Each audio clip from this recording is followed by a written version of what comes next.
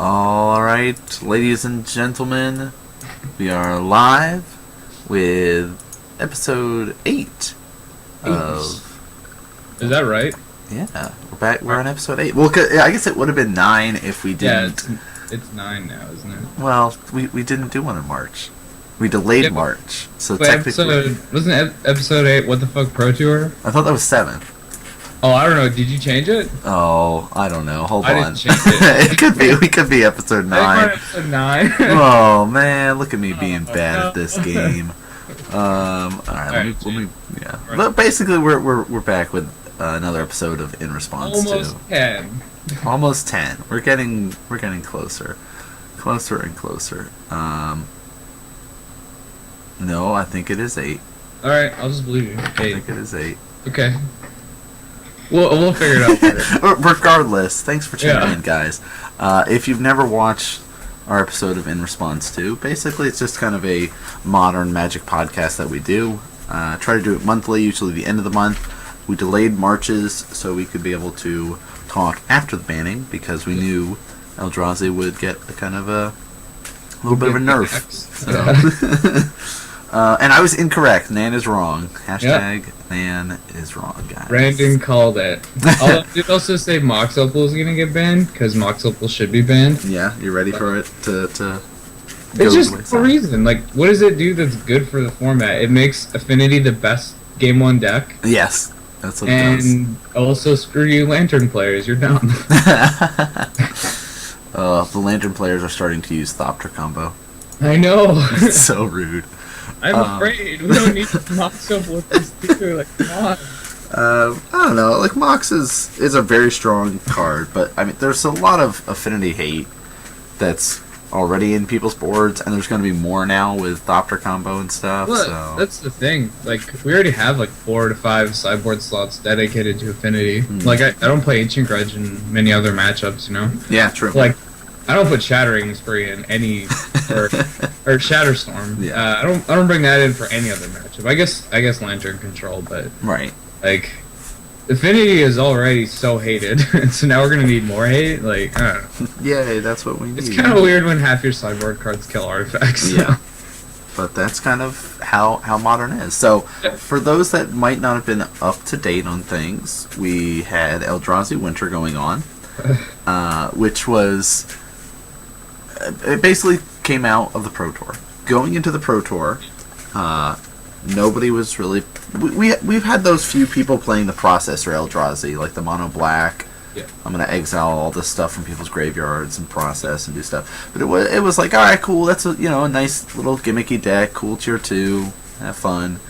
And then the Pro Tour came, and a couple teams decided to break Modern. Why you do this all the time, Raptor? And you just stop making excellent decks? Right. I don't actually know what he did. I think it was actually Jacob Wilson's list originally, like the base list. Yeah, so there was a couple lists that came out of the Pro Tour, like the colorless version. Then there was like the red-blue version, and then as it evolved a little bit more, we got the blue-white version. We had a red-green version. Like, there was lots of different lists of Eldrazi, to the point that 40% of Modern meta was playing Eldrazi. Yep.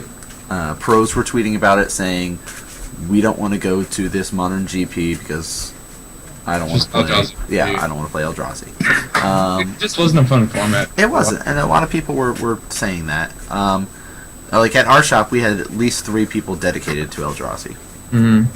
So that's always fun. Yeah.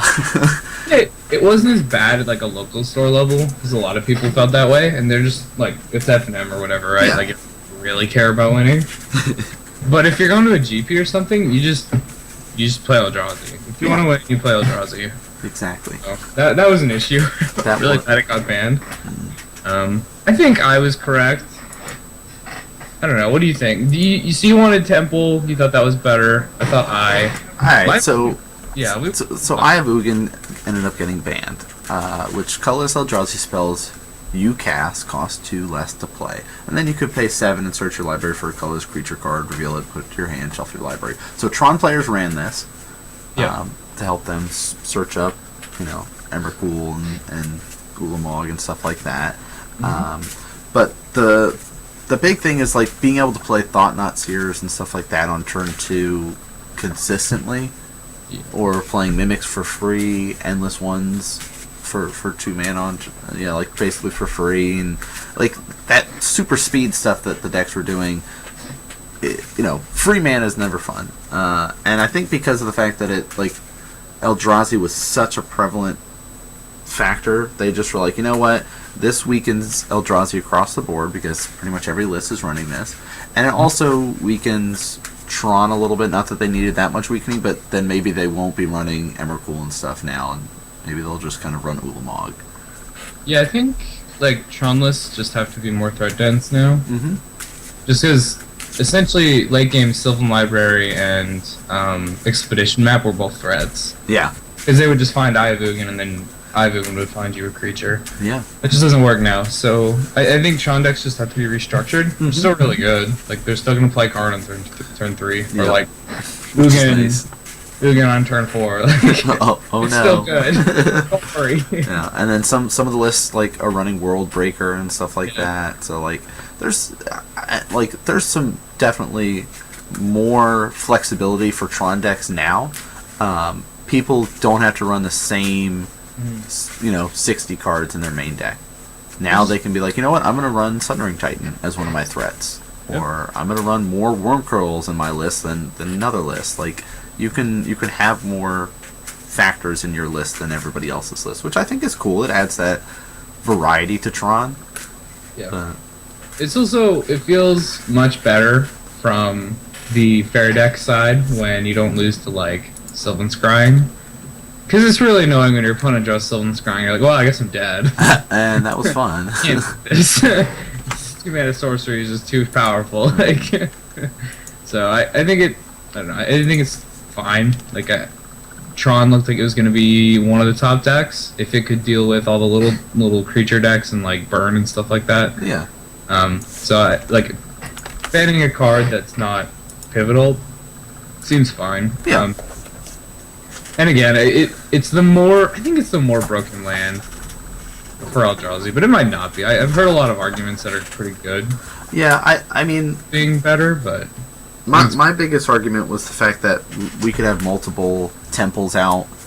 And, but most of the time now you're not really that worried about it. Like I've seen some like black-white Eldrazi and Taxes list that runs like Thought Knots and stuff like that, and Displacers. Yeah. And they run temples and everything, but like that's 4 lands in their list, which is not But imagine if they had the eyes and stuff in there too. Like things could get a little bit. So I don't know. I think as of right now, after the first banning, we had one tournament. There's one currently going on at the Invitational. There's also the Classic this Sunday. So we're going to have a little bit more of a base to go off of. May is going to kick off our first GP since the banning. There's going to be one in LA, or at least one in California. I'm pretty sure it's LA, and then one in Charlotte, North Carolina. And we'll talk specifically the dates and stuff like that later in the show. But so that'll be a good tournament to see if anybody has come up with a list that can still work Eldrazi-wise. I feel like maybe the red-green one could still work, because it wasn't running the Mimics anyway, and it was running like Ancient Stirrings and stuff like that to help you find stuff. And it's kind of like a mini Tron deck already. In a way, yeah. So yeah, I think Eldrazi's still good. Like, it's kind of similar to the Affinity decks where they have only 4 Mox Opals. Like, imagine if they had 8. Yeah. That's what we were doing. Like, and they weren't legendary. Like, legendary. So it's literally just like putting, say Mox Pearl was unbanned. It's not good. Like, that would be Affinity with Mox Pearl. So I think, like, banning it is good. Obviously, it's not as strong as Mox Pearl. It's like a ridiculous example, but whatever. Well, with the banning of Eye, we had some unbannings. Yes. Which, some people speculated about and been talking about and everything. But we had 2 kind of... one really big one and one sort of... one that I guess maybe... I think they're both pretty big. Yeah. They're both good enough. Yeah, This isn't Golgari Grave Troll. Like these cards are going to be played. This is not an underwhelming amount of cards that got. Yeah. So the first big one is Ancestral Visions. Yeah. Which is you suspend it for 4 by paying 1 blue. And it's exiled just like the normal suspend stuff, and you slowly tick it down during your upkeep. And then after 4 turns, you get to draw 3 cards. Drawing 3 cards for 1 mana is very good. It is. Waiting 4 turns is still worth it. Yeah, like you're gonna see.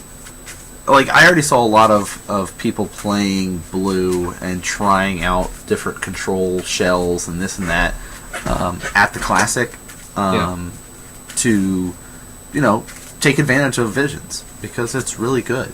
It is really good. I think it's such a good card to have in Modern. Mm-hmm. Like it's bad for me because like it's getting into the grind decks. But like if this is a way for Control to essentially win, like drawing 3 cards hopefully is kind of like revving. Mm-hmm. So revving was just your win condition in those blue-white decks in Standard. It's not entirely like that. Like this won't just actually win you the game, but it puts you in such a great position, and it comes off suspend on turn 4, which is exactly when Wizards wants game deciding things to be happening. Right. So it's on turn 4 at the earliest, unless you're like cascading into it or something, in which case you're putting a lot of work into getting that. So you're not even getting the full value because you're using cards to get it. Right, and at that point, there's not really any cascade stuff that's going to be running it. Yeah, there's no Blood Braid or Shardless. There's no Blood Braid, there's no Shardless Agent. The only cascade stuff that is really being run in Modern are cascade stuff into Living End and cascade stuff into Restore Balance. Yeah. Neither of which of those really want Ancestral Visions to go off instead of Living End or Restore Balance. So I was gonna wipe your board, but instead of 3 cards, it's not quite as good. Yeah. Yeah. It's pretty cool that you actually have for Visions if you want to do it before turn 4. One cool one is Goblin Dark Dwellers. You can just cast this from your graveyard. And that's why the Grixis players are loving this. Yeah. I think it's sweet. Like, I kind of want to play Bug or something and play these. Mm-hmm. Now, it's a good card. It is, and I know a lot of people have been experimenting. Oh, do I want 2 in there, 3? If 4? You can, you should play 4. Yeah, it's expensive right now, which I understand. Which all the people that have been holding on to them when they were $5, $10 or whatever I did that. Are feeling really happy about it. But you should play 4 because you really want this early in the game, like that turn 1, turn 2. Yeah. Suspend that Visions. When you're sitting there drawing it on turn 7 or 8. That's really not where you want to be. So having the more copies of it increases your chances to draw that early on. Yeah, it's awful late game. Which is another thing I like about it. This is just so fair. Yes. Card draw is just such a fair card. The last thing I like that you can you're doing this on turn 4, but it's coming. So if you're some kind of tempo deck, you can save your remand in a mana leak. Oh, for when it which comes is off so good. Remanding this card is silly.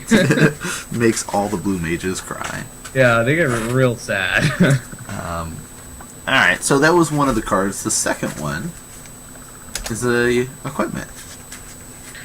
Yeah, it looks pretty, pretty innocuous, but it's not. Sword of the Meek is definitely a very good card. Just playing it as an equipment, not great, but you can play it as part of a combo. With Thopter Foundry, that's the card, right? Yes. Yeah. The Sword of the Meek, I'll just read out for you. It's a 2-mana enchantment, artifact equipment. Equipped creature gets +1/+2. Equip cost is 2, so pretty underwhelming so far. But whenever a 1/1 creature comes into play under your control, you may return Sword of the Meek from your graveyard to play and attach to that creature. And Thopter Foundry lets you sacrifice your artifacts to make 1/1s. Non-token artifacts. You pay 1 mana, so you're basically saying, alright, here's my 1 mana, I'm going to sack that Sword of Meek to get a 1/1 blue Thopter. And I'll gain a life off that, and then when he enters the battlefield, Sword of Meek comes back from my graveyard, attached to that guy, and then I can keep sacking that sword and get a bunch of Thopters, gain a bunch of life, and eventually just swing in and kill you. Combo says pay X mana, get X life, and X air token. Or, what are they? Thopters? Thopters. Thopters. The Thopter Foundry, that would make Blue sense. Thopter artifact creature. Blue Thopter artifact creature tokens. Mm-hmm. So, pretty sweet. This is another control card. It is. Specifically like an artifact combo deck, like one card we know, or one deck we know about. Mm-hmm. We were talking about Lantern Control being able to use this. Yep. There's decks that are specifically built around this now. Yeah, there's like a Tesserator deck in Modern now. Yeah, that is one of the decks you can do. You could just play blue-white. Yep. There's the Esper styles. There's lots of different ways that you can make this work. And a lot of people are exploring it. Yep. Gary Thompson is one of the guys that was playing it last weekend. He's playing it this weekend at the Invitational for his modern deck. So it has some potential. It's one of the reasons why I added Hercule's Recall back into my sideboard. Okay, yeah. Just to kind of say, all right, yeah, you have all this stuff, Nope. and I'm just gonna bounce it. Sorry about your tokens; they're dead. Yeah, tokens go away. You can interrupt this, so if you have instant speed removal, or you can exile something from their graveyard, then you can interrupt the combo. So it's actually a pretty fair combo. And you don't even just die if they do it for No, and they're not gonna usually have this unlimited amount of mana because it costs 1 to be able to sack the artifact and stuff like that. It costs 2 mana to play Sword of Meek. It's not a super quick setup for them. It's gonna take them a little bit of time to get this going. But Sword of Meek and Ancestral Visions, I think, were perfectly reasonable to get unbanned. Yeah. They're not Jace, they're not Bloodbraid Elf, they're not Stoneforge Mystic, they're not these crazy swing cards. They're just good cards. Yeah, they're just fine cards. I don't even know if Sword of the Meek is that great. It's probably good, but there's a lot of ways you can beat this. Yeah. Right back. Cool. So that was some of the stuff that we got to see is at least announcements that were unbannings, bannings, which is always exciting to see the change-ups when a new set comes out. And everybody was waiting for Eldrazi to kind of suffer from it. So we've got Stupid Eldrazi, get out. Stupid Eldrazi, yeah. So we had one event like we were talking about. It was the Baltimore Classic, because Baltimore last weekend was the start of the new standard season. So a lot of people were in town for that. And with it being kind of the start up of Modern, basically the no Eldrazi Modern, a lot of people were interested to see what was going to happen with that. So wanted to pull that up for you guys to kind of get an idea about. The top 8 is pretty straightforward of decks that have been in Modern up to this point. Yep. We had Scapeshift take first place, and it is the blue-red-white version. Very straightforward style for it. There was actually 2 Scapeshifts in the top 8. The second one that was in there was the Bring to Light version, I believe. Wait, so there's white? No, there's no white here. There's blue or green. Right, no, Bring to Light, the other one, the 7th place. Sure. Yeah. Which is just more of a toolbox Scapeshift style. Yeah. It's sweet. Yeah, both of the Scapeshifts are good. And, it's a good deck. So. Huh. Okay. Worldly Council is in this deck. That's interesting. So Worldly Council is 1 in a blue instant. Got Domain. Look at the top X cards of your library. X is the number of basic land types among lands you control. So Shocklands work for this, by the way. Mm-hmm. Put one of those cards in your hand and the rest on the bottom of your library in any order. I didn't even know this was a card that existed. I didn't either until my buddy started playing Scapeshift, and then he put together the Bring to Light version, and he said he didn't like it as much as the kind of more consistent, straight-up style. It's fair. This deck plays 4 Cryptic Commands, though. Yeah. I love Cryptic Commands. Cryptic's good. It's so fun to play. I mean, it's not fun for your opponent, but it's fun for you. Yeah. This is cool. This is a cool deck. It's also playing Cinderglade, as we have seen a lot of Scapeshift decks doing. There's only got 1, though. So right. It's not too far in on the Cinderglade plane. Probably because they have a bunch of other Shocklands. Yeah, they have like Hallowed Fountains and Temple Gardens and stuff. This is a cool deck, though. I like this. Yeah, so if you're interested in seeing some of the Scape Shift styles, there was 2 in the top 8. I definitely recommend you looking over those lists. We had 2 Infect players, one that got 3rd place and one that got 6th place. Yep. Anything interesting in these lists? No, nothing too out of the ordinary. Like, 3rd place was running the serums in his, so just a little bit slower. In sort of his style there. Also, we're starting to see a couple people running Kitchen Finks in their boards, so that's another thing to note for the 3rd place list. I guess, so I'm looking at the 6th place list. They have 4 Become Immense, which is more than usual, right? It's like normal now. So it just depends on the type of it's just extra spells that you have. Yeah, like, you really should be running at least 3. Okay. But depending on how many extra, like, stuff you have, I believe he's running the slips. Yeah, so, like, basically you decide are you going to run slips or are you going to run distortion strikes. If you're running slip through space, which immediately makes the creature unblockable, puts it slip into your graveyard, you draw a card, then you can get away with running 4 Become Immense because you're going to have more stuff in your graveyard to deal with, so to fuel that delve ability. Yeah, it's interesting. I like Slip Through Space. Draws a card. So draw a card right on it. So, so it's good stuff. Yeah, that's good. That's how we determine if cards are good in Ascension. Like, if they say Banish right on the card, then it's probably good. Probably what we need. Alright, so 2 Infects there. We had Jun got 2nd place. Yeah, I'm surprised Jun lost the Scape Shift. This is usually a good matchup for Jun. Or I found it pretty good. Like, I haven't actually lost this matchup yet.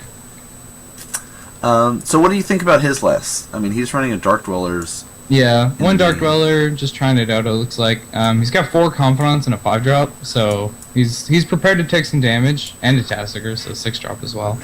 But, I mean, Dark Confidant's just a really sweet card, so I would play it too. I can't not play 4 Dark Confidant. It's like sickness. But yeah, 4 Bob, 4 Goy, 3 Scoos, and then a bunch of 1-ofs. Makes sense for creatures. Yeah, this is pretty much the same thing. I guess, like, 3 Terminates is kind of a lot, but that's... I mean, it used to be a lot, but I guess it's actually kind of normal now. Like, you just need a lot of Terminate. No Treetop Village is the thing that makes me sad. Just 4 Raging Ravine. Oh, okay, I was wondering if he had any other besides Raging. Like Hissing Quagmires or anything. No. Oh. Speaking of Hissing Quagmire, I think that's actually good enough for Modern. I think it probably should be played. Like, green-black lands are better than green-red lands in Jun, and, like, it's not a bad card. I don't know if you want more than 1, but it's certainly not that bad to run. This deck's also got 1 main deck, Ghost Quarter. This is, I think, a relic of the past. I don't know that you really want Ghost Quarters anymore in Jund.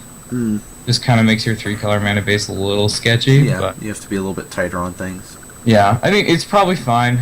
Like, just having 1 colorless land isn't going to screw you over that much, but it can. Like, you're casting cards like Liliana and, like, Dark Dwellers and Hunt Masters and stuff, so there are a lot of, mana symbols in the cards you're casting. Specifically Liliana. Playing a Ghost Quarter and playing a turn through the Liliana is pretty difficult. Right. Yeah, this is a good list. I would play this. Cool. So yeah, that was our 2nd place. Sadly, ended up losing to the Scape Shift, but Scape Shift played well. We had our green-red aggro. It's basically like Speed Zoo. Yeah. So Bushwhacker. Yeah. So the objective here is you turn 1, experiment 1, turn 2, Burning Tree Emissary into Burning Tree, or or you play like a Curd Ape or Wild Nicottle off it. But really what you want to do is surge out Reckless Bushwhacker by using like Burning Tree or something like that. So you play like 3 or 4 creatures, surge out Reckless Bushwhacker, giving all of your guys +1 and haste, and just swing in for a bunch of damage. You're running a Tarka's Command in there. You're running... this one's running only 1 Mutagenic Growth. Some lists run 2. Just variations. Looks like some protection with Vines in there. Yeah. It's also running the Gore Clan Rampager to Pay 2, give a creature +4/+4 and trample. It's, very quick deck. It is super fast. Yeah, so a little different than some of the... deck. Yeah, if you want to play an aggro deck, this is a good one to play. Yeah. A little bit different than some of the other zoos that might take a little bit more time because they're not running the burning trees and stuff like that. But like, its power is there. Like, it's got so much burst damage. Yeah. No, this is a cool deck. I think this deck, unlike most others, you don't want to play your Burning Tree Emissaries on turn 2, unless you have a Bushwhacker. Like, I think you only ever play Burning Tree Emissary the turn you're about to like surge a Bushwhacker. There's just no reason not to. Yeah, I've seen some lists running Goblin Guides too. Sort of cheat out Goblin Guides and stuff like that. Like, all right, Burning Tree into Goblin Guide and Experiment 1. Experiment 1 comes out first, trigger off the guide, and little extra things like that they can do. But yeah, I agree. Like, really, you save the Burning Tree to surge out the Bushwhacker and kill people. Like, the assumption here is you're just doing this on turn 3 or something. So you don't even need to play it on turn 2. You just like play it on turn 3 or 4 whenever you're trying to like really just make them dead. And then, I mean, at that point, it's just a surprise. Like, if you go Burning Tree, Bushwhacker, that's still a lot of power you just put out. That is. It kind of came out of nowhere. Yeah. So it's pretty cool. I like lists like these. Burning Tree Emissary with a cool card in Standard, like, got a lot of play. Yeah, it did. I kind of thought it would see more play in Modern than it has, but whatever. Like, this is where you want to be with it too. Like, very low to the ground. Straight up. Sadly, not a budget deck. You'd have to replace 4 Tarmogoyfs, but yeah, what are you gonna do? Well, I mean, I guess you don't have to run the Goist. You could probably find something else if you really wanted to. They're mainly just there for like beating the other Goyfs. Yeah. So if you have other answers to Goyf, like maybe you play some paths instead of I don't know, what do you cut from here? Like vines? Why is vines? Oh, to protect the Rampager creature? Yeah, that makes sense. It's like vines. This is not infect. This is not infect. You don't Interaction with creatures is fine. There's 31. Yeah, this is more I think the Goyf in this is just to give it a little bit more staying power. Yeah. So like, if you aren't you don't have those draws with Bushwhacker or anything, or you don't have those crazy, all right, here's 10 damage coming at you, here's 8 damage coming at you kind of thing. Like, this kind of allows you to stay in the game a little bit longer, which, again, you can adjust your list accordingly. You can run Boros Charm and stuff like that in there. Yeah. Give guys double strike, indestructible, 4 damage to the face. Like, there's different variations that you can do. There's a lot of options. Yeah, but the main components is very low to the ground, quick burst damage. So, yeah. I think someone was playing a Tarka Red in Standard. Just really wanted to keep playing it. Pretty much. It's like, how do I do this in Modern? Apparently this is how. And this is how, guys, for all you sitting at home wondering. So, the next deck would be Merfolk. Merfolk. Yeah. This looks like Merfolk as it was when we last saw it. Yep. Like, just, no changes. Just straight up the mono blue list. Nothing. Literally nothing special in any way, except for 4 Hercules Recall in the sideboard. That's interesting. Well, that's I like, for the mono blue list. That's normal. Oh, is it? Okay. You so you should be playing 4 of in the sideboard, because you're at least with the blue-white version, you have Path to Exiles and extra stuff that you can do to help you out, and you can run Kataki, and you can run all this extra awesome cards that help, but you just have to rely on Hercules and Dismembers and Vapor Snacks and stuff like that in this list. I personally am a big fan of the Shackles. Vidalcan Shackles? Yeah, for the mono blue list. Oh, it's not in here. You're saying he should be playing. That's just my only. Yeah. Like, I think it's a great card to run. Shackles. I also. It's like it's. Do I have my list? Where did I put that? Oh, that's my mill deck. I have too many decks. So, if you're running Shackles, you probably don't want the Oboro or Minamo. And that's your legendary blue lands. Yeah, and he runs those basically to get around Choke. Or boil, I guess. Yeah. The other thing, I'm a big fan of Unified Will over Negate. Okay. So Unified Will is counter target spell if you control more creatures than that spell's controller for one colorless and a blue. One in a blue? Yeah. Okay. Same cost in Negate. Yeah. So. Huh. Yeah, this is like 28 creatures in this deck, so probably gonna work out for you. Yeah. Unified Will seems good. I like that. It's gonna be bad in like a couple matchups, but like I don't think you want them in those matchups. Like if they're just a better creature deck than you, or they make more creatures, Unified Will's not even good there. Neither is Negate. So yeah. So yeah, I think that is probably just better. Tiebinder Mage is great still for the sideboard. You face against a Jund deck or something like that. The chalices are just that they have like any interaction at all against combo decks. Like they just don't beat Storm. Right. I think they just die to it. Yeah, so that's what it's like. They bring in Chalice, they bring in Relics. I guess there's Curse Catcher.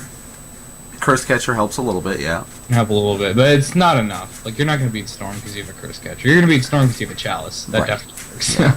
So yeah, I think yeah, you probably just need these Chalices. This is playing Chalice in like the fair normal way. That Eldrazi deck was playing Chalice in like a dirty way. Which is why it's $40 now. Wow. Woo. Well, that's also because some of the Thopter lists are running it too. Oh yeah, that makes sense. I think it was spiking during Pro Tour. It was. Oh, it jumped up to like $60, I think, around the Eldrazi winter time. So really expensive. But yeah, this is a good straight up mono blue Merfolk list. Yeah, this is like a good place to start if you're looking to get a Merfolk deck together. Yeah, and I was like, Merfolks are no longer considered budget, sadly. Oh yeah, no, they're expensive. Cavern of Souls is really, really good, and you should run it if you're going to play Merfolk because control decks are on the rise with Visions being unbanned, and Aether Vial is still a little bit expensive. So, yep. To say how not budget this deck is, Curse Catcher, an uncommon, is $18. What? Yeah. What happened to this deck? Well, this is a card that should have been printed in a Modern Masters set by now. Oh yeah. There's no reason it shouldn't have been, unless they're like planning to put it in the next one or something. Like there's like a Merfolk theme or something, which would be sweet, and I'm down. I guess they could put it in that Eternal Masters or something like that. I think that's more for like Legacy and Vintage cards. Well, that's what they said. It could. They have the potential to see Modern cards. Oh, okay, sure. Being printed in it. So like I don't know if they need uncommon slots to fill. Yeah, but it's not a good uncommon to just like put in the set. Like it doesn't particularly do anything. It's just a 1/1 Yeah, that can maybe counter something. But if you can find like any deck that it's synergistic in, then which I think just has to be Merfolk. Yeah, or maybe like Mono Blue Devotion, but we don't need that again. No, I had enough of that. You got to put it in the right set. Nah, it's not even true. You can just fill an uncommon slot with it. Like it's fine. Like honestly, there's just one uncommon slot with Curse Catcher. Yeah. I mean, somebody's gonna play it. They're wrong too, but somebody will do it. It's at least like a sideboard card you could potentially think about to slow down your opponent who's doing like a weird combo in some format.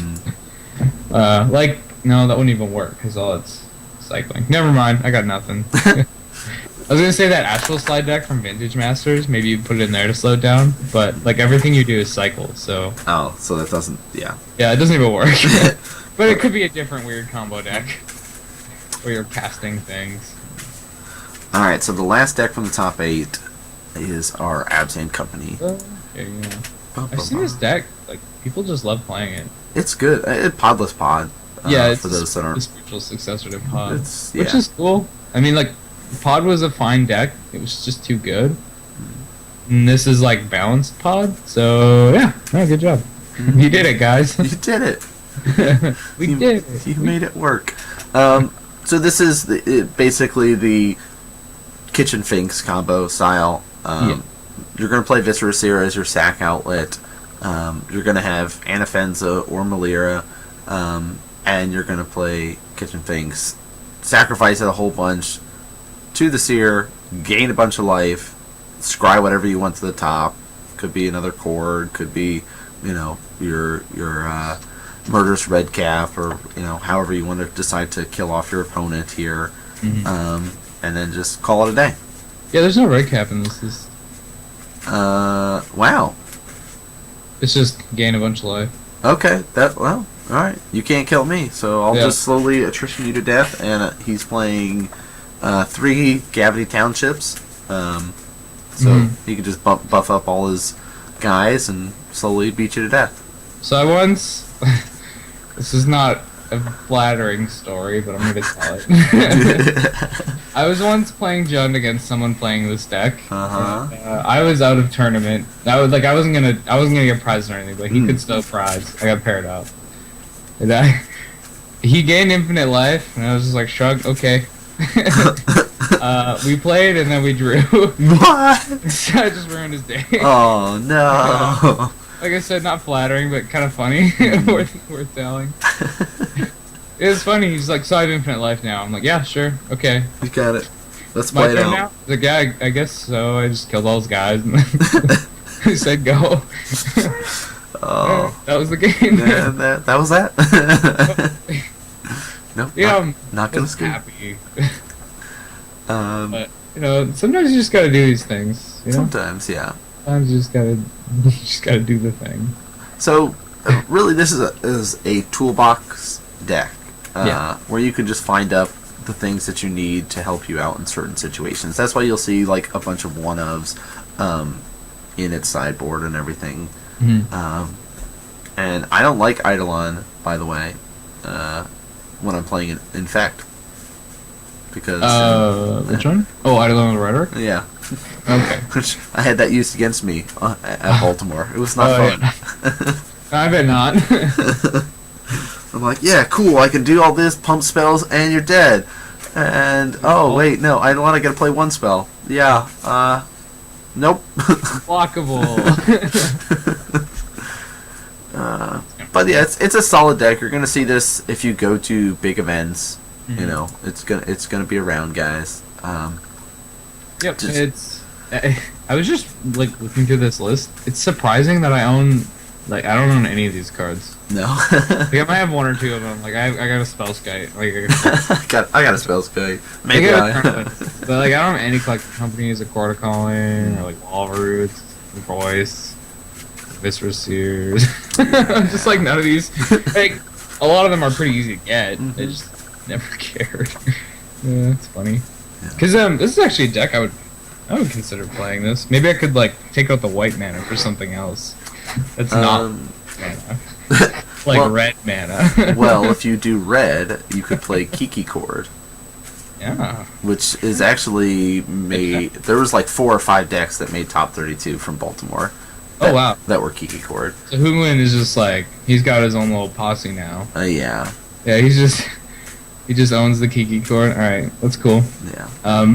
Yeah, this is a cool deck. Another one I'd like to look at would be like this. Oh, okay, we already have this listed actually. So I was gonna say Blue-Eyed Tron, but you already pulled that one up. I did. Okay, so all right, let's talk about those.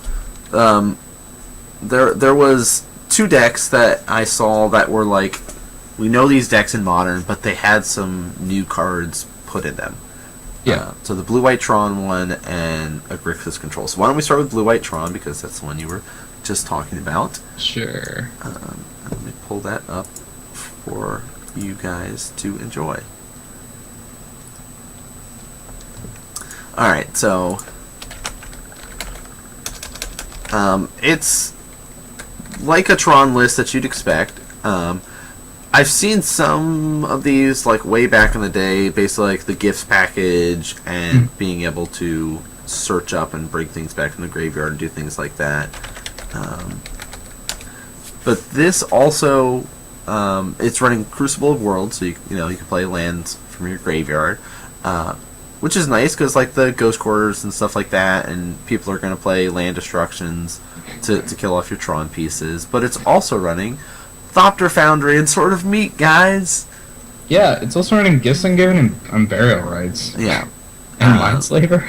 Yeah, and like It's so, like it's like just everywhere. yeah, it's like so Crucible Worlds. You can sit there in gifts and get some lands, throw them in your graveyard, play them. You could sit there and discard them with Thirst of Knowledge, bring them back that way. But it's got like the creature base for this deck is Ulamog, Iona, Emrakul, Alice Norn, and 2 Thought-Knots. Yeah. They don't even like have a lot of ways to find Tron lands. No, I mean I think it's more of because it's got remands, it's got spell snares, supreme verdicts, like draw. It's got 2 maps in here. It's like 3 signets. I'm sorry. It's a what? It's just like a control deck that like, they put Tron lands in. Yeah, it's like all right. Here's a control deck. Another one of. I want to be able to gifts and play all these really big stuff. So let's put Tron in. Yeah, because he's running like 3 mines, 3 power plants, and 4 towers. Yeah. Like. Can you imagine like Thopter Foundry combo with Tron lands? Ugh. That's yeah. I mean, he's running the Foundry. You just start drinking again. Like,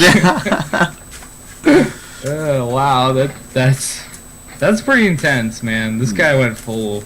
This guy went all out. Yeah. Full throttle right away.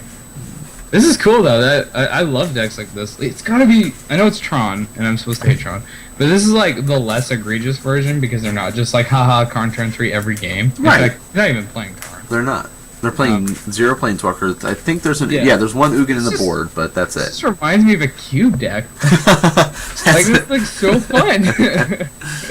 I think it's probably not tier 1. That's okay though. Like not every deck has to be, but this is just like a bunch of really cool cards. I love the fact that it's got. Other than Iona, ban that card and destroy all of them. I love that it's got Academy Runes and Mindslaver in there too, so you can just just like random surprise guys, Mindslaver lock. Got him. Expedition. Yeah, you just. Oh man, Thirst and what's the other one? Barrel or Gifts Ungiven are just both so good in this deck. Yes. Like they just do everything for you. That's what this deck's built around. It's just those 2 cards, those 4-ofs. Like I think it's just everything for you. Yeah. It's like a Gifts Ungiven Thirst for Knowledge control deck with also Tron lands. Right, and again, it's like it's got all these answers. Like if you go, okay, I'm gonna gifts and get this Wrath of God or the Supreme Verdicts or Burial Rites, and like you've got so many things that you can just start pulling up. And just one thing I want is a Day of Judgment in this deck. Yeah. Because I want to be able to search up 3 different Wraths with my Gifts Ungiven. That would which be is not nice. something he can do here. But he doesn't have to pick 4. He can just say, all right, give me Supreme and give me Wrath. And I'm only going to pick 2 cards. Because it says up to 4. You don't have to get 4 cards. Yeah, but then they're both in your graveyard. I'm saying I want to be able to. Oh, you want to make sure. Okay. All right. I want to gifts and be like, I am getting a Wrath. Yes. And you can't stop. I don't know if it's. Oh, he's got. I guess Terminus. It's like a really expensive one though. Yeah. It's hard to get Terminus to go off. I think that is like what he's using as the 3rd Wrath slot. Because there's Wrath, Terminus, Supreme Verdict, nothing else. It's really interesting. Maybe you can go like Supreme Verdict, Wrath of God, and then a combo. Like if you can't give them both the other cards, like Right. I don't know. Yeah, like he could just be like, all right, here's one of my big creatures and a Burial Rites too. So it's like, well, do I give him like the Burial Rites and stuff, or do I give him this big creature and put everything else in there and hopefully he doesn't have like a Thirst to discard it with? And This is a really interesting deck. I think it's really cool. Also running like Azorius Signets. Yes. It's just so good because you've got the Thopter Sword combo, so it's also an artifact to start it. Yeah. So It's like you want a little bit of ramp anyway, and you're less likely to ever have Tron in this deck. So like having Azorius Signets just seems so good. Yeah, this is really cool. I'm about this. Yeah, 14th place, Blue-White Tron. Wanted to pull it up because it was a little bit different from the Tron list. Little fun for you guys. On the sideboard. Yes. Who wants some elephants? Yeah, I assume this is only getting cast by Embargo Rights. Yeah. But that's fine. Like Tarascon's sweet. 3 for 1. So yeah, very cool Blue-White Tron list. There was another list that I wanted to pull up, which was the Grixis control list. Sweet, yeah. Because I do remember watching this guy play at Baltimore. Okay. And I was a fan. Yeah. Because, so, the creature list, you can see 12 creatures in here. The kind of go-to Tassiger, Cool, Pia, Kira, Snapcaster. Alright, makes sense. Jace has kind of seen a little bit of play in some of the control-ish decks out there. Of course, Vryn's Prodigy is what we're talking about. Yeah. It's pretty easy to flip him in Modern. Oh, yes. So you don't have to worry too much about that, being able to loot. The issue is you don't get enough loots before you flip him. Like, I think Jace is better. Like, Jace is better when you can get, like, 3 loots. You just make your hand better and then flip him. Yeah. He's more vulnerable as a Planeswalker. You can do the, like, cheeky stuff where you, like, block and then flip him. Yeah. Your opponent's turn with it. So I think keeping him unflipped for a little while is good.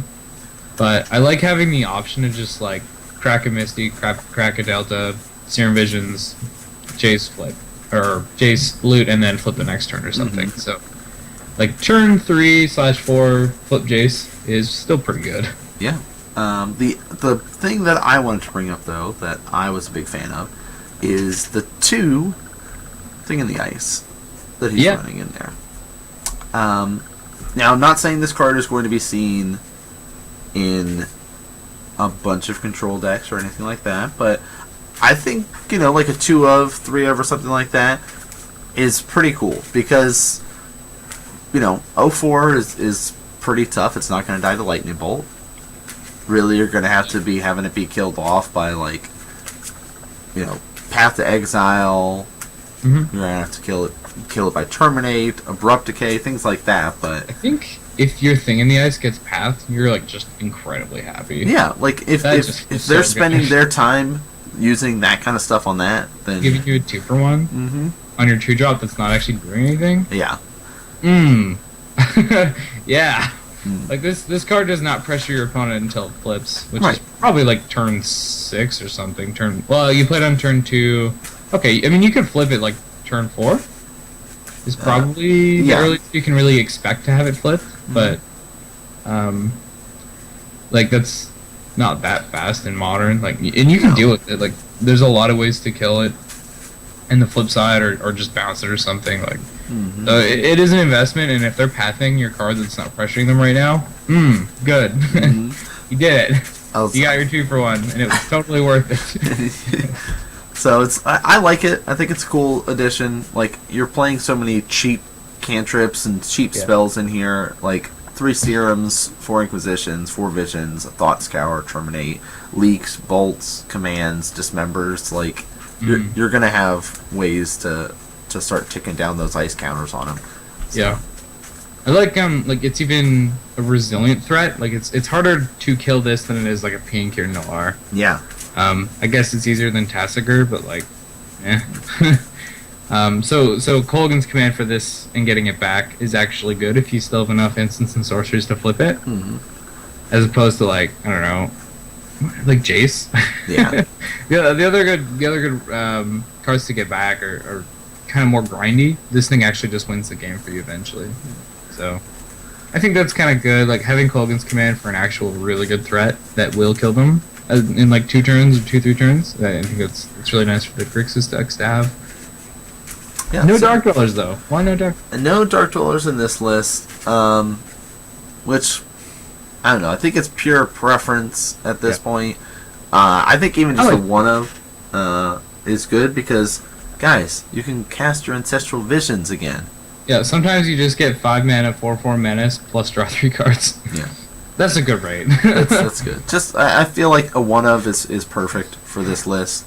So what would you strip out then for that 1 of? I don't know. There's probably a shave somewhere, like an Inquisition.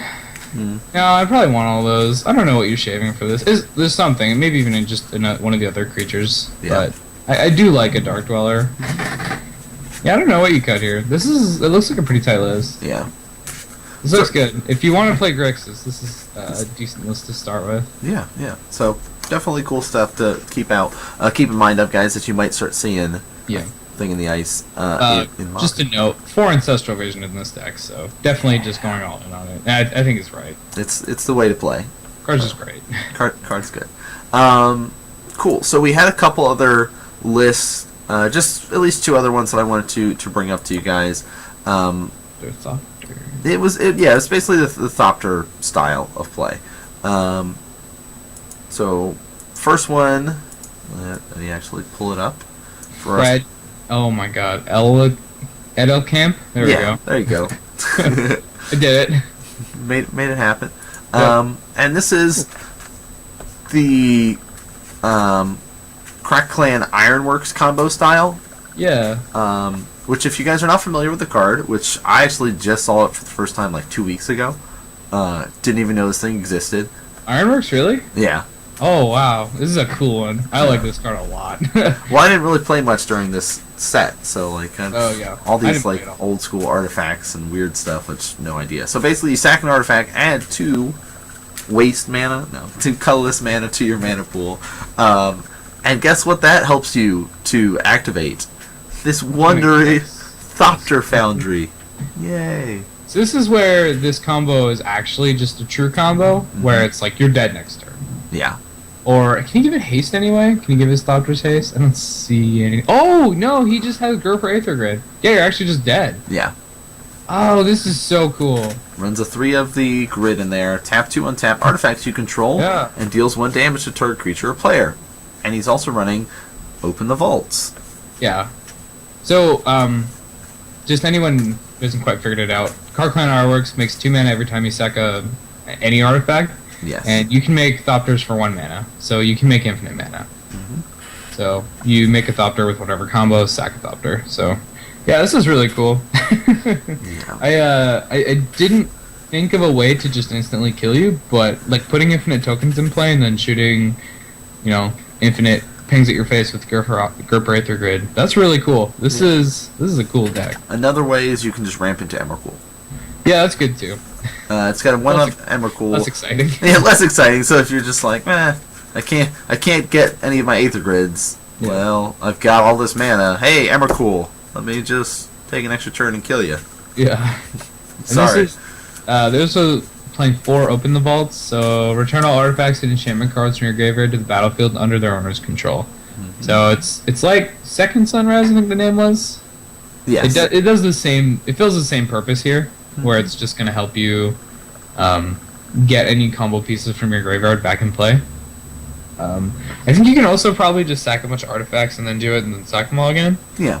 Like that's probably also something that'll happen when you're trying to play an Emrakul and you just can't, like you don't have, I don't know, you don't have access to Sword of Mika or something, but you have Emrakul in your hand. Maybe you can just get an Emrakul and play with that, which is pretty sweet. Another thing, last thing I'll point out, is that there's 4 Darksteel Citadels, so there's an artifact for you to sack to your Thopter Foundry right there. Yep, your Thopter Foundry, you could sack it to your Ironworks. Like you've got ways to make stuff happen, guys. Mox Opal. Mox Opal. Good card. Yeah, too good. Even. Yeah, also running Academy Runes because it's just you need to get artifacts back sometimes. Helps you out. This is a cool deck. I want to put some combo. I love that there's Oracle's Recall in this deck. 3 Oracle's Recall in the sideboard. He's like, yeah, Affinity's just that fast. I'm gonna bounce all my own artifacts too. Yeah, Ancient Grudge is in there. Oh, Silence, cool. Ooh. That's interesting. I guess you just silence at the beginning of your turn in combo. Yeah. You just force them to hit F6. That's what you're doing. You hit F6 right now. Sorry, you're dead now. Yeah, you can't do anything about this. Yeah, this is an interesting one. I love all these decks that we can play because of Sword of the Meek now. Yeah. So that's like a much more combo oriented. Yeah. And that's like one end of the spectrum that you can start doing now, like you were talking about with Sword of Meek. And this placed 19th. There was 8 rounds before it cut the top 8, so 19th place was that's pretty good. Pretty solid for it. So yeah, do you know how many people were on the 130 something? So that's a good finish. Yeah. Sweet. So or 150 something, I can't remember. One of those two. One of those numbers. Over 100, so 19th is pretty good. Yeah. Alright, so other lists, which might look a little familiar if you guys have been watching any of the Invitational. because this is Gary Thompson's list. Oh, see, Jerry gets it. He's got a Day of Judgment. So this is his Thopter Foundry combo, very similar to kind of the blue-white Tron style that we saw, where it's like, all right, here's Elish in here.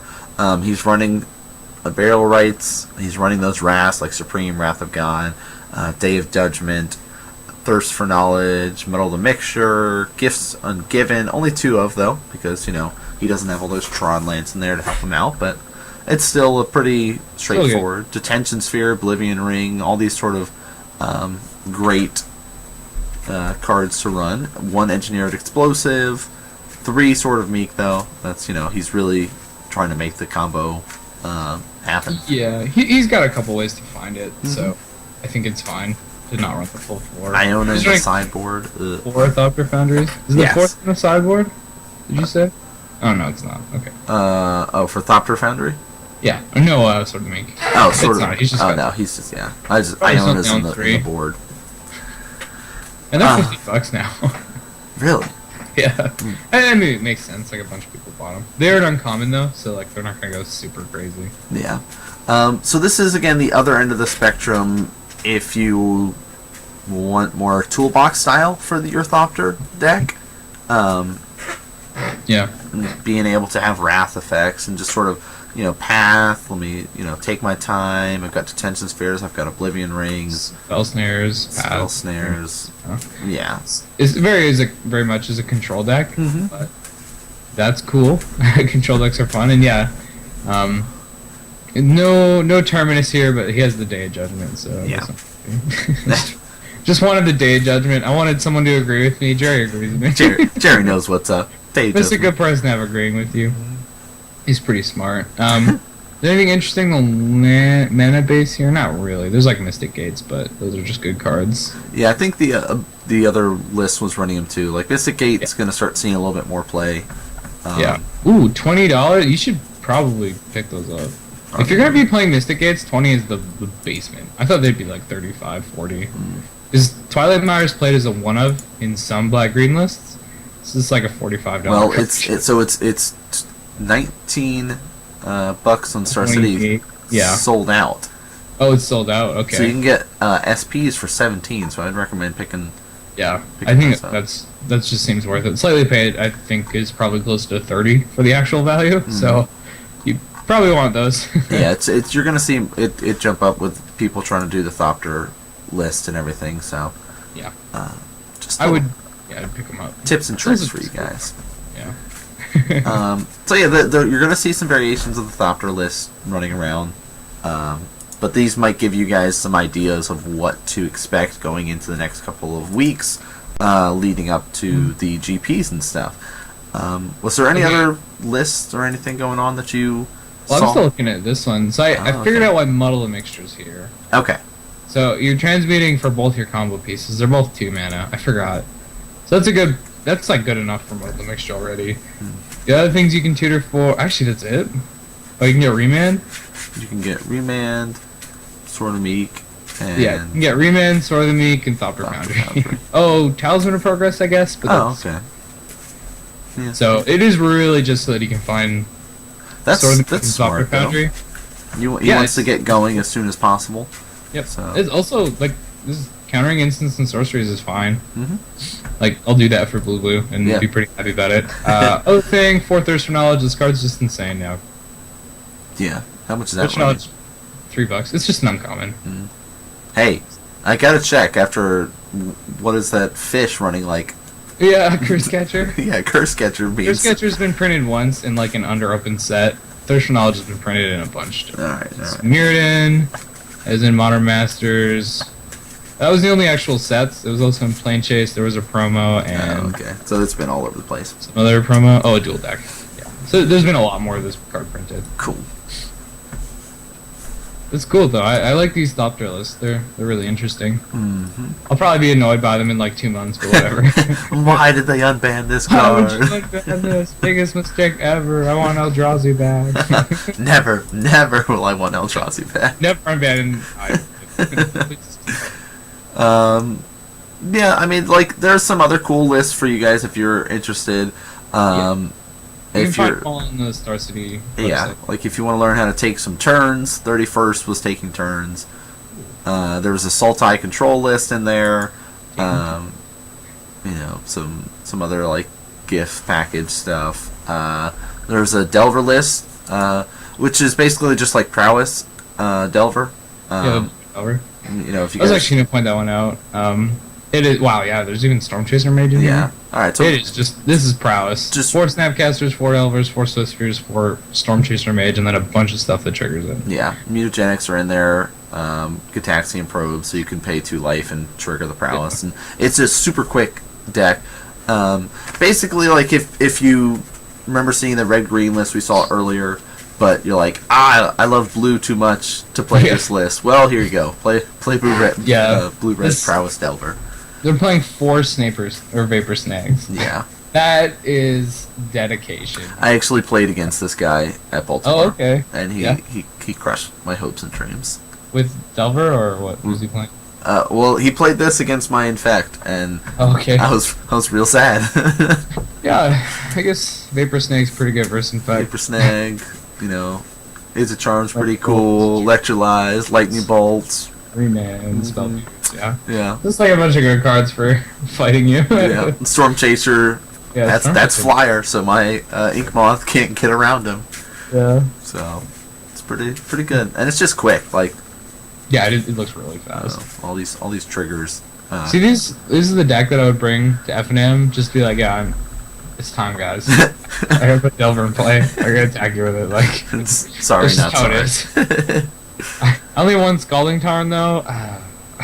Just have to play other blue fetch lands. Basic that matters. Why is this mountain even in here? You know, just the just I don't know. You don't know. That's I why. don't have an answer for you. Probably he's just like, well, I guess you should play one. Well, you know, maybe if he's like, I've got a 1-land hand and it's and if he just had islands or something or no fetches, then he's like, man, if I only had a mountain, I could play this Swift Spear. I don't think that's gonna happen. No, Because it's it's probably not. more like, if I only had an island, I could cast this Serum Vision. Yeah. Or something. That's probably more likely. That is. Yeah, just there's some really cool other lists in there. But this is a really good showcasing of what Modern is going to be like. Like, there's a Bant Company, there was a couple Kiki chords running around as well, Affinity, bunch of controls, Merfolk Infect, Scape Shift. Like, you can see so many White Red different decks. Angels. Yeah, White Red Angels is in there. This is what Modern should be, Deck. and this is what it's supposed to be. Good There's a lot of variety. diversity. Yeah. There's also a Sultai deck here that's actually sweet. I want to look at. Oh, the Sultai Control. I'm being greedy here. Yeah, Sultai Control. I'm about this. That's pretty much John. That's It's 4 Dark Confidants, like 4 Glyphs main. They even have Scavenging Ooze. But to go along with them, you get to play Snapcaster Mage now. So you get to play Dark Confidant, Tomahawk, and Snapcaster Mage, which are all excellent 2-drops from each color. So that feels pretty good. Also 2 Kalitas, which I'm kind of confused that people are playing this a lot in Modern. Maybe it's just better than I think, but I would have thought Tassiger was better, just being so cheap and you fill your graveyard up so fast. But I don't know, maybe this is great. Well, I think it's like you're going to be able to get zombies because you're going to be like, there's so much removal. You're killing off your opponent's stuff. 3/4, it's solid body. I don't know. Yeah. I think at that, you know, like, both are great cards, Tasker and Cletus, but maybe it's just preference too. Yeah, it could be that. I think Cletus is good. I just thought Tassiger was better, but I could be wrong. It could also be the lifelink if he's worried more against, like, burn and stuff like that. I think if you want to gain life in this deck, you got Thrag Tusk. You've got Thrag Tusk. That is You true. heard about our Lord and Savior Thrag Tusk. Gosh. Going forward, or moving on, there's 3 Lilianas, which, yeah, I mean, I would play 4 because I'm just that kind of person. And then 3 Abrupt Decays for got tucked with the removal. 3 Abrupt Decays, 2 Disfigures. It's kind of like Lightning Bolt, just worse. A Dismember, a Slaughter Pack, a Maelstrom Pulse, and whatever Imp's Mischief is. Change the target of target spell with a single target. You lose life equal to the spell's converted mana cost. What? What? Yeah, I don't know why. What is this? Why is this card in his deck? I mean, it's like a rando. I mean, you probably get people real hard. Probably. I don't know how, but you could probably do it. I'm trying to think of an instance where there's Is it just like a black counter spell? sort of, but it's you're changing it to a single target. Something else that's already on this deck? I don't know. I'm confused. All right, so you have to have something target multiple. No. Change the target of a spell with a single target. Yeah. So you can. So it's just like you're lightning bolting that. No, lightning bolt that instead. Yeah. And you're losing life equal to the spell's converted mana cost. Yeah. I don't know. I guess It's interesting. I love it. You know what? You love it? I love it. I like the one of flavorful. You did it. Yeah. But that was, okay. You've got my approval. Imps Mischief, #1 card. Pick them up now. Newest modern tech, $2. Even $10 better. for foil though. 10 for the foil. Somebody's picked up on this. Oh, see, they know. But what I'm really happy about is the fact that there's 4 Ancestral Visions in the deck. I just really want to play Ancestral Vision because it's real good. Mm-hmm. Also 4 Inquisitions and 2 Thoughtseize. This is just some guy. This is a Jund player. Like this guy, Alan Norman. He plays Jund. Like that's what he wanted to do, and he's like, "Well, I guess I just can't play Jund." All right, well, how can I play Jund anyway? Put Ancestral Vision in Jund. All right, yeah, let's do it. Okay, and Snapcaster, yeah, cool. So. Because those are the only things, right? In my Jund deck, yeah. Yeah, those are the only changes, and then just slightly adjusted his mana base. Yeah. Cool. Yeah. It's actually just like it looks so similar to a Jund mana base. He's got another Imps Mischief in the board. Oh man, 2. Okay, now I gotta know. Now I gotta know. That's what I'm talking about. I was wondering, it's like, all right, what other blue stuff does he got? He's got a Dispel, Hercules, and a Gate in his board, but that Imps Mischief, guys, I'm telling you, one main and one on the board. I don't know. Do you got room in your list for it? Just a 1-up? No. Come on, I'm sure you could shave something for a 1-up. I don't even know what I would do with it. Like, when do I cast it? I don't know. Well, you know. Is it just for stealing Ancestral Visions? Is this target player? Oh. Target player draws 3 cards. Alright. Ooh, that would be sweet. That would be spicy. I like that. You see, I like it even more. We're finding more and more uses for it. Yeah, that vision resolves. It's targeting me, though. Oh, yes. You could even make people Thoughtseize themselves. Yeah, you can. See? Or Inquisition themselves. Look at this. Okay. Alright, we're getting there. Maybe there's room for an Imps Mischief. Just a 1-up. Just a flavorful surprise. A little bit of spice thrown in. I'm looking at the cards that this would be good with. So, and Snapcasting it back? Oh, come on. Yeah, but it would work with Abrupt Decay, Disfigure, Dismember, Slaughter Pack. Like, Slaughter Pack, ugh. You not only do you kill their creature, so you 2-for-1 them, but they also have to pay the 3 mana? Yes. Yes. Oh. Alright, Imps Mischief, you're in, man. I'm gonna pick up some Imps Mischief. But yeah, it literally would work against every other spell in the deck. Yeah. And everything that you're gonna be facing, you're gonna want it.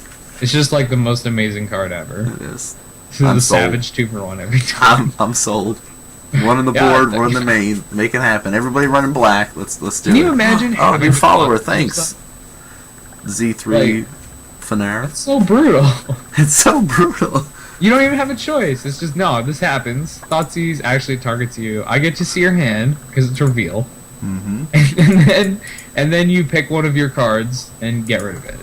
After casting, or after paying mana, using a card from your hand, losing 2 life. Alright, now I'm wondering if we can make this work in that Grixis list that we saw. I mean, can I just play like 5 of these? Can I just... Well, hey, you can in a way because you can run Snapcaster. Right? Yeah, there we go. See? Snapcaster Imps Mischief, get right. Alright, yeah, no, this is sweet. I I'm glad we looked at this deck. Yes, me too. Imps Mischief, guys. That's the moral of today's show is It's freaking Mischief. get those mischiefs going. Because you're going to make every person you play go, what? Why is this card exist? I didn't even know that was a card. I didn't either. Never heard about it. Nobody did. Except Alan here. I'm gonna go get some Imps Mischiefs, and I'm gonna go to a modern event. I'm gonna get people. I'm just gonna get them. And then you board it out as soon as they know about it. It makes me want to just make a super troll deck with like Imps Mischiefs. and Snapcasters and like Trick Binds and just like super troll people.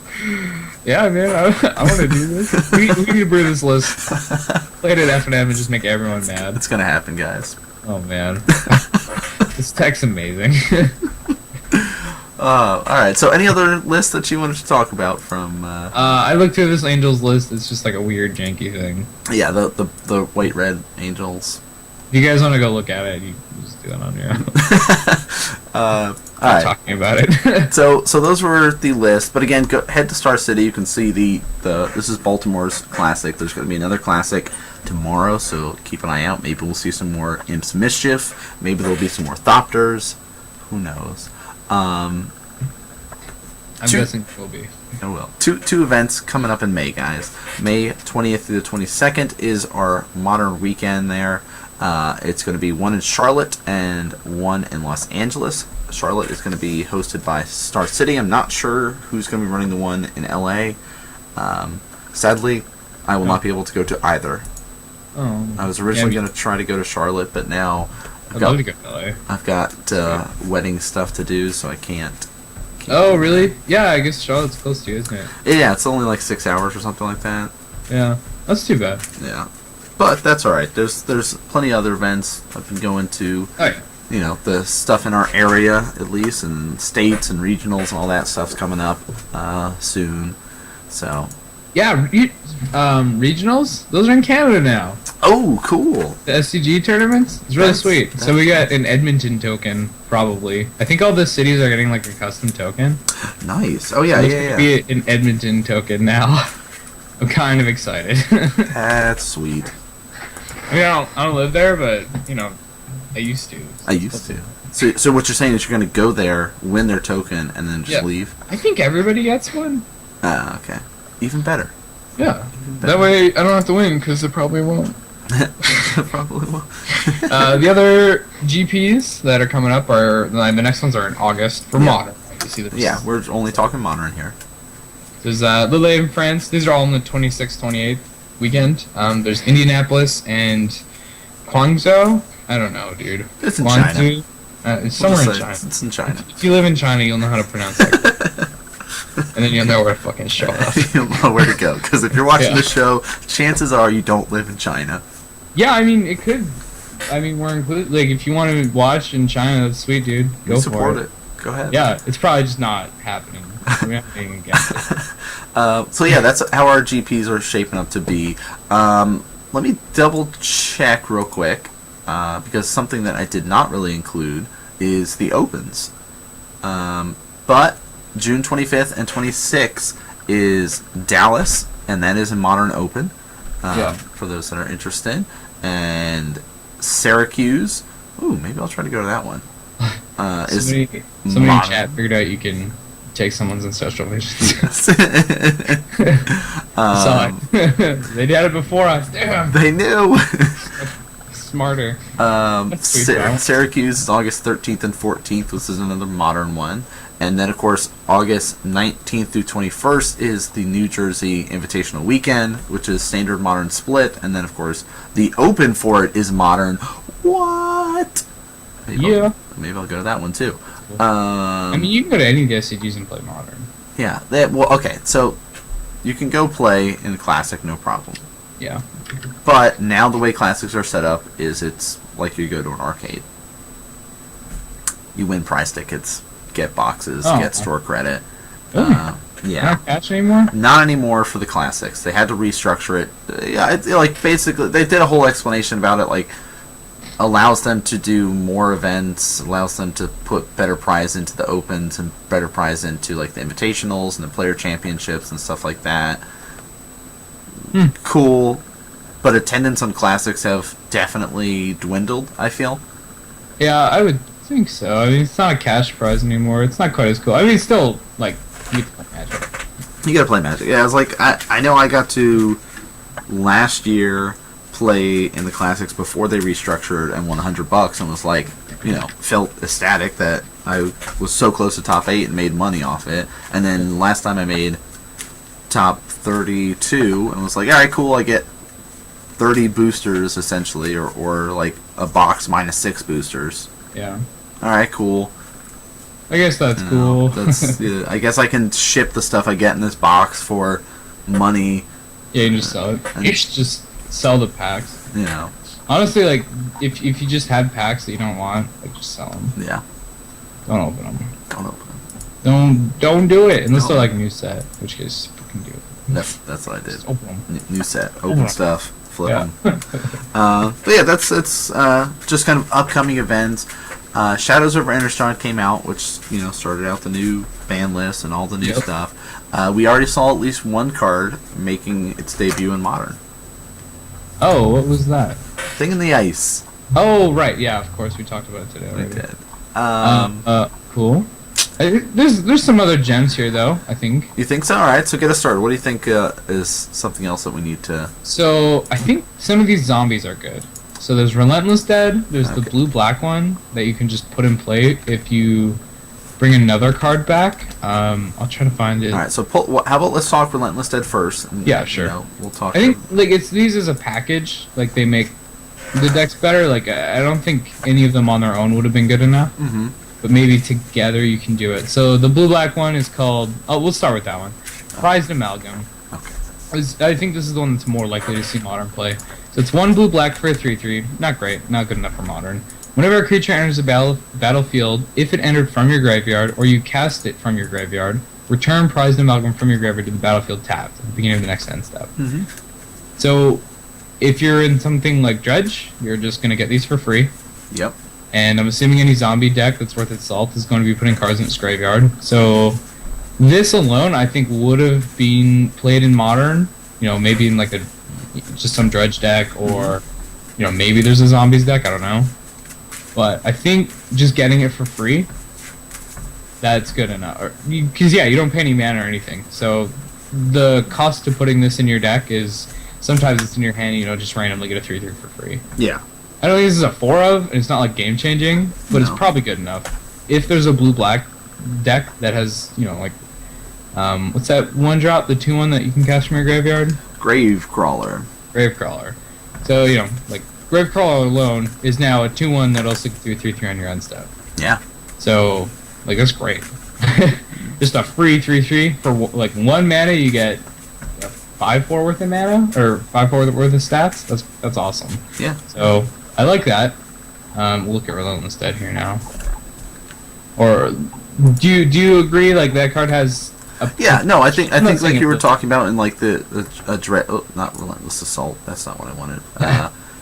In like the Dredge package, I could definitely see that happening. Yeah. So this is another one. Relentless Dead is more of a card you're going to be casting. So it's a black for a 2/2 with Menace. And then whenever it dies, you may play black. If you do, return it to its owner's hand. So it's got self-recursion already. Even if you're just playing this as a 2/2 Menace, you can play back to get it back later. Okay, cool.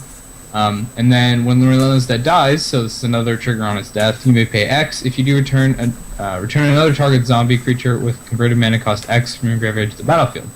So not only is this good with stuff like Gravecrawler, or I guess Gravecrawler is not a great example. The 1 mana 2/2 zombie that enters tapped, this is a great target for that, because now you're just paying, like, if you have a little bit of extra mana, which I'm assuming you will if you're kind of playing to this ability, which I think you can, because it's not that expensive, and like you still have a main phase after your combat, so you can attack with this.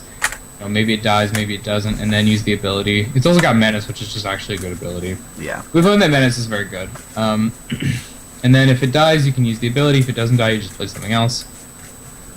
And it just does a lot of things that I personally really like. As if you have, say you have 4 mana, just like 4 black mana or something. That's a lot of black. Maybe this is even a monocolor deck. you get your 1-drop back, plus put this guy back in your hand. So if it's traded for a creature, you're just up 2 cards. That's great. Yeah.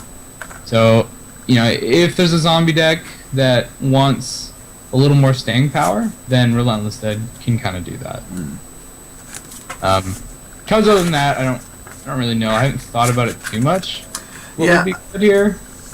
I don't know. I was looking through some of the cards, and there's nothing that's like jumping out. Like we don't have like a Tasigur or something like that. No. I think cards like Declaration in Stone might get there. That's a possibility. Just like an efficient removal spell.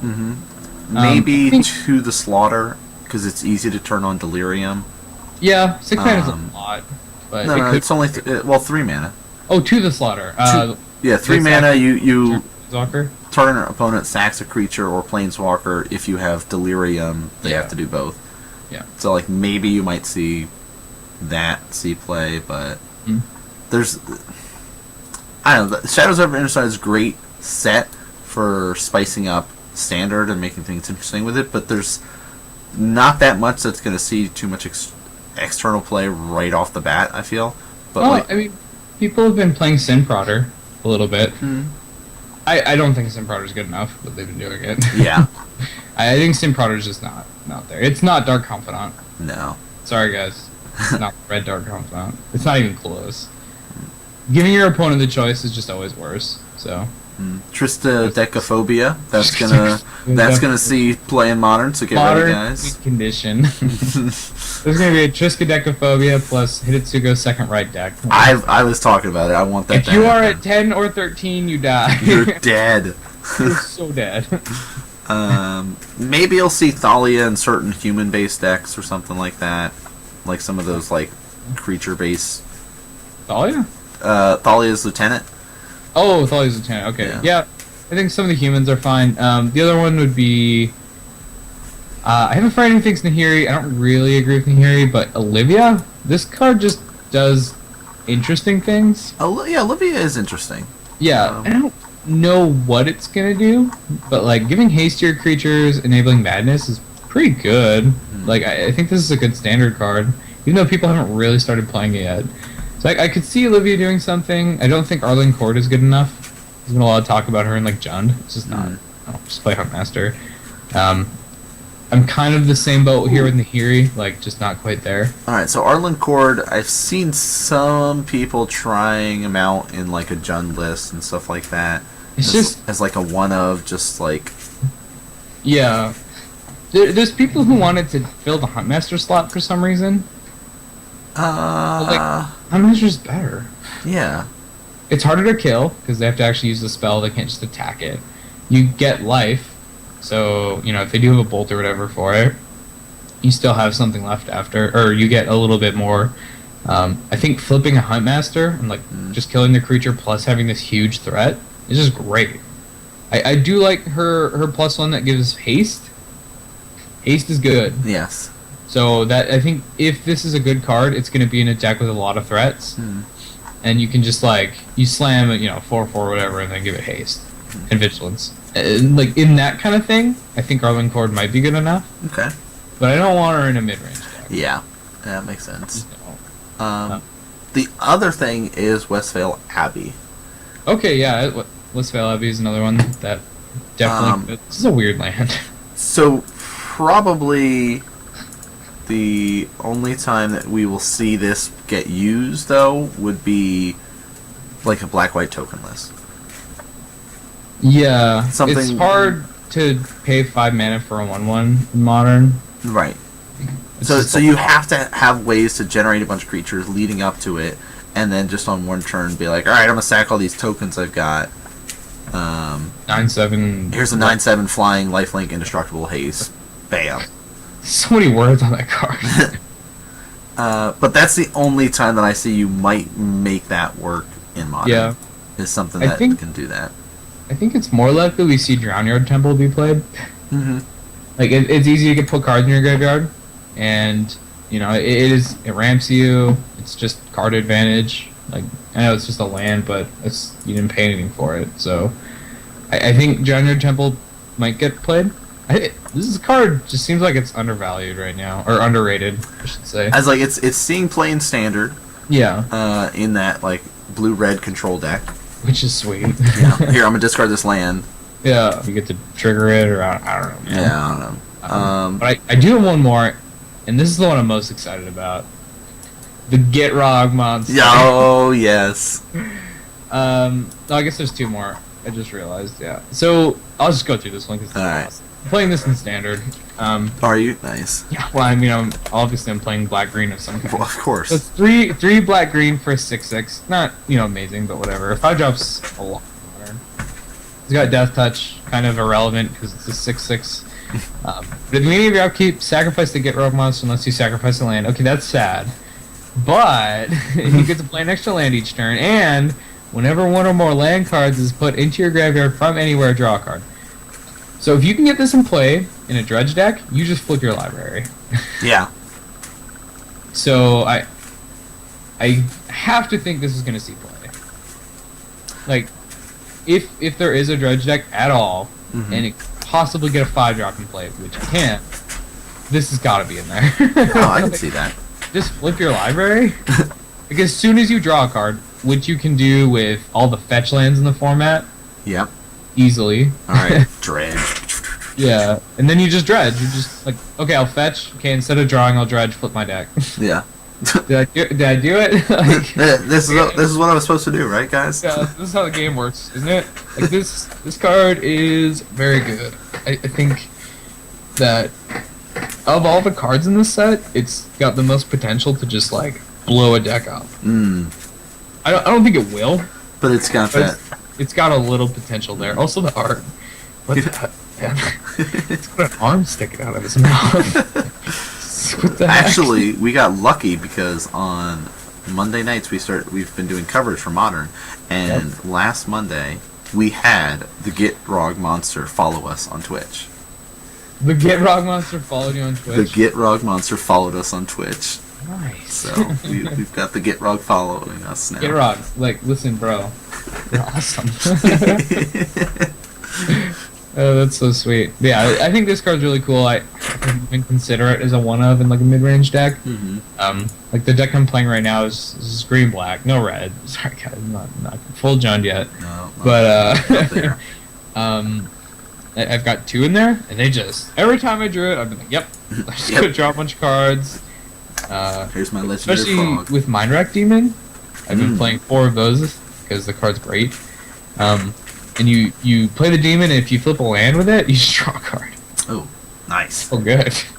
A 4/5 flyer, draw a card. 4 mana. Can I interest you? Can I interest you in some Yeah, so I think this card's really sweet. This is one of my favorite cards that's been printed in a while. This is my favorite card since like Law of the Troll. Ah. I don't know if it's... Should we switch your picture up? I don't know, man. Like Law of the Troll. You're still my bro. Hey, it's okay because you can play Lotless Troll and the Gitrog monster in the same deck, guys. I wish you could discard lands, the Law of the Troll. I wish it was just discard a card if it's a creature, put a +1/+1 counter on it. How awesome would that be? Even just like Law of the Troll with Madness creatures is like, I'm excited. So some really cool stuff. The last card we'll give a mention to Anguished Unmaking. Probably does something and something. Yeah. So 3 costs, colorless. Yeah, I mean if you want to explain it, fine. Colorless, black and a white, exiled non-land permanent. You lose 3 life. Yeah. I think like Adzen's gonna play this. Yeah. 1 or 2. Right. Seems good. Or maybe like black-white tokens because you can't have an Elster Pulse or something. Cool card. Cool card is cool. So basically, really, the deck that you should be making it in Modern is either the Gitrog monster deck, or Gitrog Dredge. Yep, Gitrog Dredge, or the Tristidecophobia second right deck. Yeah, that's what you should take away from this. And you should all pick up Imp's Mischief. Is the other thing. Yeah, just go get 4. Just go buy all of them out. Look, I've got a friend. Look, they're bought out everywhere. Like I just looked. Are they? Stock. Yeah. So I've got a friend who has like every card ever. I'm sure he's got some. I am gonna go I want at least 2, maybe just all of them. I actually didn't check on Star City to see if they're actually sold out. They are sold out on Star City. They are sold out. I checked Face to Face, which is a Canadian one, and I checked Channel Fireball, and Star City's also sold out. So maybe a couple other people are picking up on this Mischief card. Alright. Which is like the sweetest art too. I don't even know what's going on here, man. Wow, it's sold out even in Card Kingdom. Yeah, this is sold out everywhere. I need to text in. Be like, hey man, I need Mischief. Listen, there's a card I need. This card. I know you got it. Yeah. Say there was this card. I needed it. Yeah, this sounds awesome. Yeah. Anything else with tonight's episode? I don't think we've gone over some of the decks. We have our takeaway messages from tonight. Mischief is where you want to be. Steal all the ancestral visions. Yeah. Get Grog Monster Dredge. Make it happen, guys, and let us know about it. Bug Modern. Yeah. Which I'm probably just playing.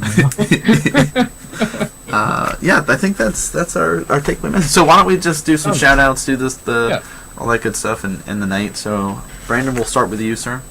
So I've now cleaned up my Twitter, so I can actually post it now. I don't know what happened before.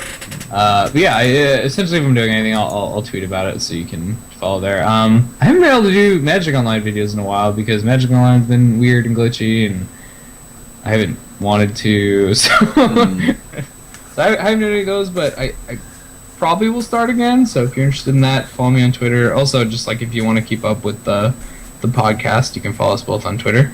I think Twitter handles are just right there, and it's pretty much all I'm gonna plug. Cool. So for those watching here, we did have Z3 Fenair, who was talking to us about ancestral visions and stuff. Yeah. He followed us here on Twitch, which is a great way to help show your support for the show. We also are doing live coverage of Modern every Monday now. Monday Night Modern is what we're calling it, 6:30 p.m. Eastern. So you're not playing anymore? So we do it pre-recorded. So okay, I thought you said you were doing it live. Well, we can't. So we basically like old StarCraft or esports, where we get the VODs and we don't know what happens, and then we cast the VODs live. So it's essentially that's what we're doing for the Magic stuff. Is we'll go play on the Tuesday, and then we just make sure we're not the ones that are on the feature match. And then You're telling me Brood War. Yeah. Old school. Old school. And then we sit there and we'll, without knowing the results of the match or at least what took place in the match, sometimes we know some of the results from it. So we'll sit there and do coverage of it. We've done it for 9 weeks now.